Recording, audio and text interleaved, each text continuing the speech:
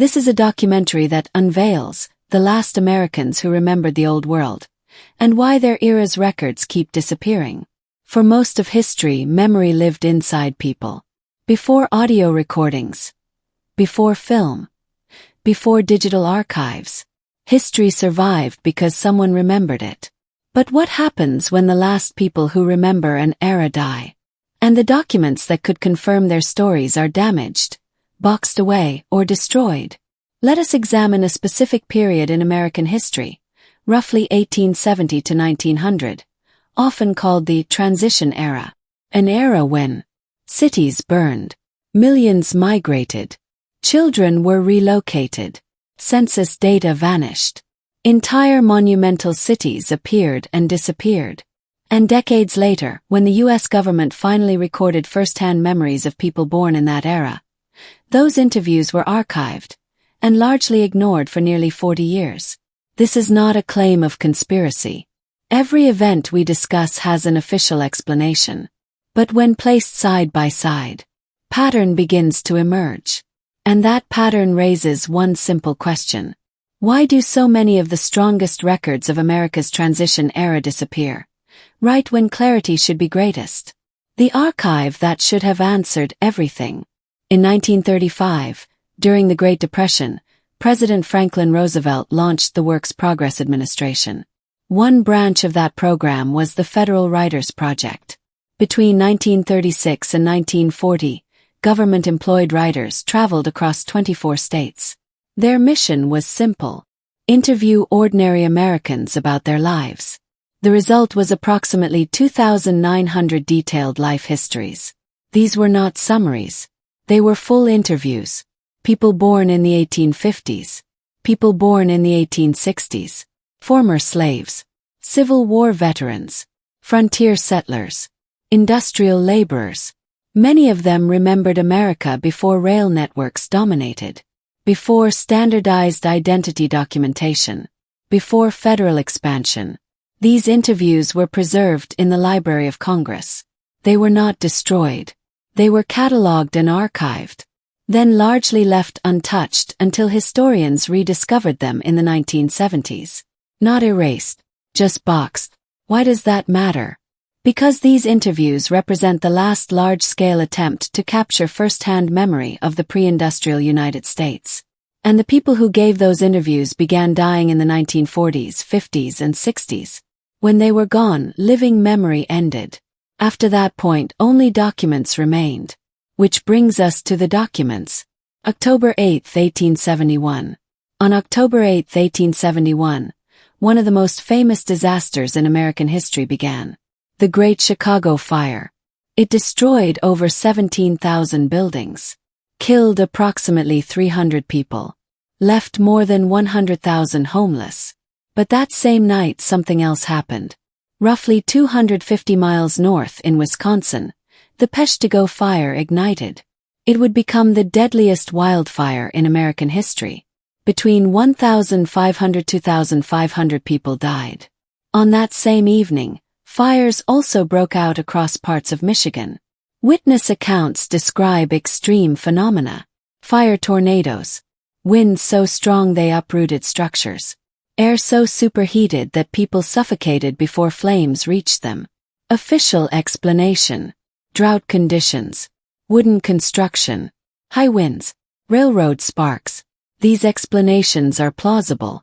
But the simultaneity remains striking. When Chicago burned, city records burned with it. Property deeds. Business ledgers. Municipal archives. Chicago rebuilt quickly. Within 2 decades, it hosted one of the most ambitious world events ever constructed. But a significant portion of its 19th-century paper record had vanished. The census that disappeared. Every 10 years the United States conducts a census. The 1890 census was different. It was the most detailed census yet conducted. It recorded Civil War veterans separately, captured industrial employment data, tracked population shifts in a rapidly expanding country. For the first time, the records were stored centrally in Washington. Unlike earlier censuses, local duplicate copies were not widely preserved. In 1921, A fire broke out in the Commerce Department building where the census was stored. Water damage and fire damage affected the records. But the documents were not immediately destroyed. For 12 years, the damaged census sat in storage. In 1933, authorization was granted to dispose of the remaining records. This happened one day before the cornerstone of the National Archives building was laid. Official explanation: the records were too damaged to preserve. Space was limited. Preservation standards were different at the time. Again, plausible. But this was the single most detailed demographic snapshot of America during the transition era. And it was lost. The Orphan Trains.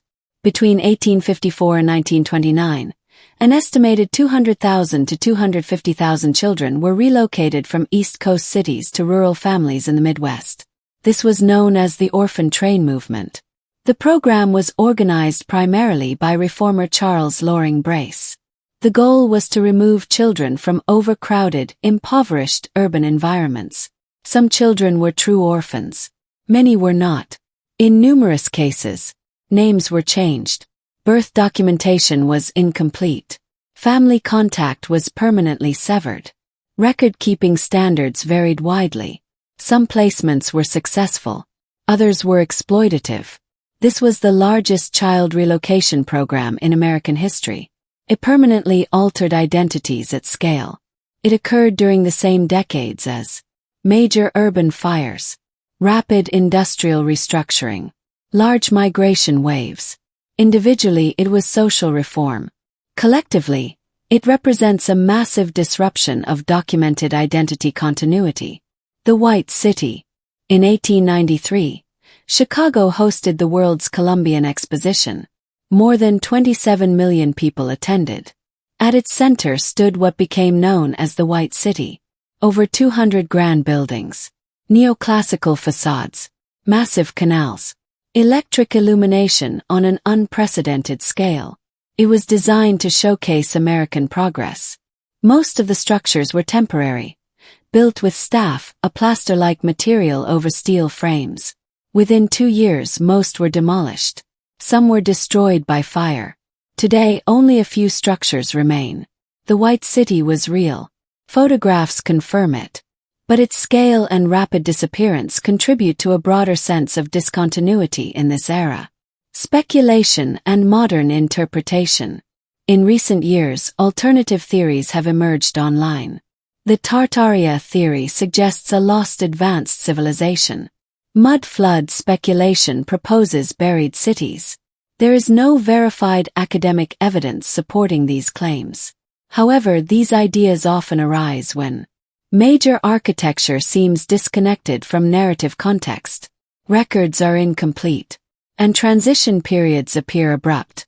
Speculation fills gaps where documentation is thin. That does not mean the speculation is correct, but it does reveal discomfort with discontinuity. The last witnesses.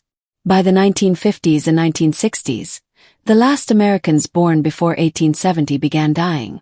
With them went direct memory of pre-industrial towns, Reconstruction-era America, the decades before the fires, the decades before the census disappearance. What remains today? 2,900 archived life histories, scattered municipal records, photographs, rebuilt cities, and questions. No confirmed cover-up, no proven hidden civilization, just an era where fires erased records, a census vanished, children were relocated, monumental buildings rose and fell, and the last living witnesses quietly passed away. Perhaps it is a coincidence. Perhaps it is simply how turbulent transition periods behave. Or perhaps history is not erased through secrecy, but through fragmentation. And sometimes fragmentation is enough. Thank you for joining us today. Share this video and subscribe for more deep dives into Hidden America documentaries. Also drop a comment about your thoughts in the comment section.